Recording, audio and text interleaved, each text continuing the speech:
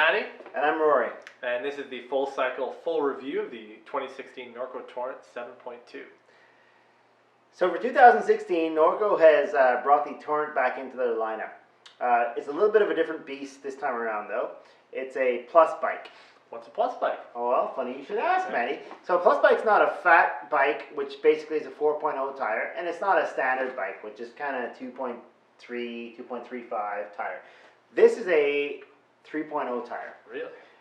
Even though the website says it's 2.9, I'm telling you right now, Yeah. The website is not correct. It's a 27.5 by 3.0 tire. Yeah. That classifies it as a plus bike. They do two different versions of this bike. They do a 7.1, which is a $3,400 bike, and a 7.2, which we have right here, which is a $2,000 bike. The difference is it's a component and spec difference. In this case here, we have a 1x setup with a race face affect crank and a 10-speed Shimano SLX rear derailleur, Suntour fork. If you step up to the $3,400 option, you get into a RockShox fork and a GX setup 1x 11-speed.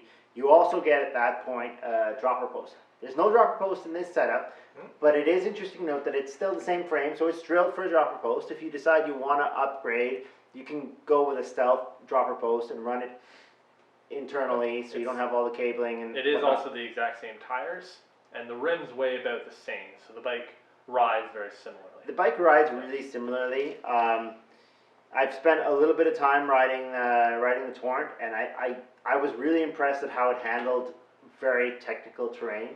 It basically makes line choice kind of seem inconsequential. You can just go wherever you want, which is really fun, and I think for a lot of people who are having troubles on very technical terrain, it's going to make a huge difference for them.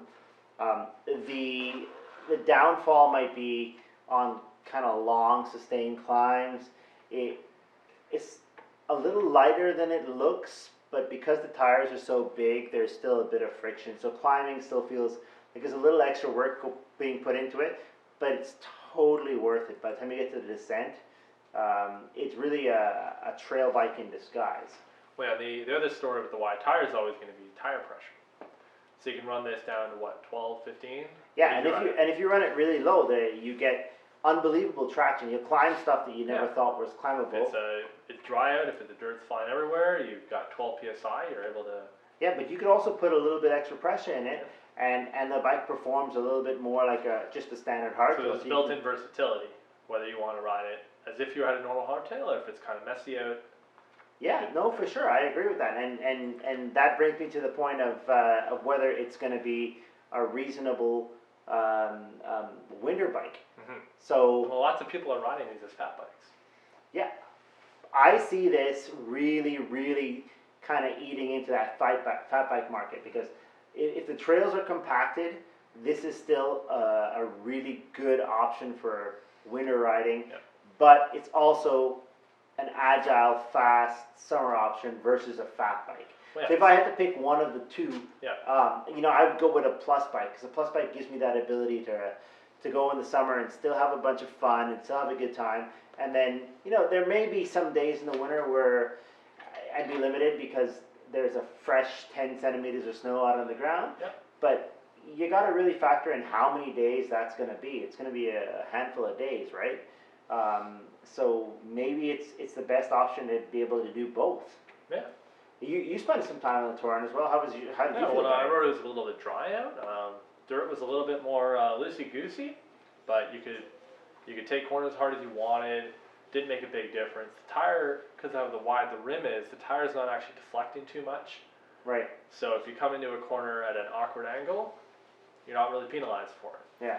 So it is a little bit nicer to the less experienced among us. Yeah. I'd say if you still have questions about how the plus size bike feels, or specifically how the Torrent feels, definitely stop by the shop, take one for a test ride, and if you're not local and you don't have the fortune of being able to do that, click on the link above. Actually, the link is right here. Or the link wherever the link is, click on the link, get a little more information on the bike. Thanks for watching the full review. And welcome to the brew view after the review. We've decided to pair The Norco Torrent was a beer that we think reflects its agile handling, all-day comfort, and just all around aggressiveness. Exactly. I mean, like there's just no way that you're gonna be drinking this beer without realizing how awesome it is. right. Because you can't go out and ride the Torrent. You can't take one sip without going, this beer's got a lot to throw at you. It's a lot. Flavorful, it's fresh. If this beer had a tire, it would be at least 3.0. Yeah, maybe a 2.9, But a 3.0, I would think. Yeah. So, you know, for that reason, Fin du Monde is our beer pairing for the NorcoTorrent.